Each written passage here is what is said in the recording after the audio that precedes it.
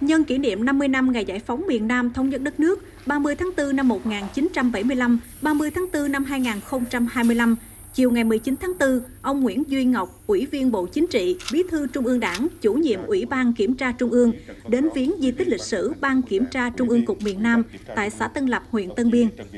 Về phía tỉnh Tây Ninh có ông Phạm Hùng Thái, Phó Bí thư Thường trực Tỉnh ủy, Trưởng đoàn đại biểu Quốc hội tỉnh, ông Phan Huỳnh Quốc Vinh, Chủ nhiệm Ủy ban Kiểm tra Tỉnh ủy.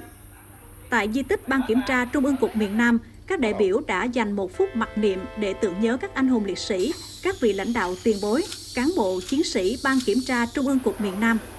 Nhân dịp này, các đồng chí lãnh đạo Ủy ban Kiểm tra Trung ương, lãnh đạo tỉnh trồng cây lưu niệm tại di tích lịch sử Ban Kiểm tra Trung ương Cục miền Nam. Buổi chiều cùng ngày, tại hội trường Ủy ban Nhân dân xã Tân Lập, lãnh đạo Ủy ban Kiểm tra Trung ương tặng quà 20 hộ gia đình chính sách của xã Tân Lập, huyện Tân Biên.